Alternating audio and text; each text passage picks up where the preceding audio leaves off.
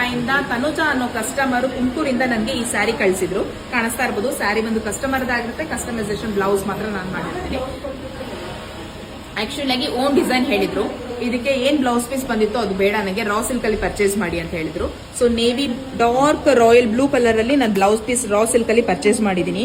Sari emboss work ಮಾಡಿದೀನಿ, ಅಂದ್ರೆ ಎಲ್ಲ ಪೂರ್ತಿಯಾಗಿ ನಿಮ್ಗೆ ಥ್ರೆಡ್ ಅಲ್ಲಿ ವರ್ಕ್ ಆಗಿದೆ. ಸ್ಯಾರಿ ಕಲರ್ ಮತ್ತೆ ಗೋಲ್ಡ್ ಕಲರ್ ನ ಹೈಲೈಟ್ ಮಾಡಿದೀನಿ.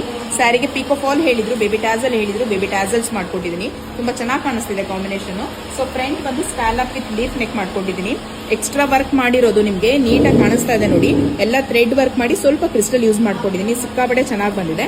ಇನ್ನ ಸ್ಲೀವ್ಸ್ ಅಲ್ಲಿ ಬಂದು ಜಸ್ಟ್ ಸ್ಕ್ಯಾಲಪ್ ಕೊಟ್ಟಿದ್ದೀನಿ. ಕೆಳಗಡೆ ಬಂದು ಮೇಲ್ ಬಂದು ತೋಳ್ ಬಂದಿ ಟೈಪ್ ಅಲ್ಲಿ ಜಸ್ಟ್ ಈ ತರ ವಿ ಶೇಪ್ ಅಲ್ಲಿ ಮಾಡಿದೀನಿ.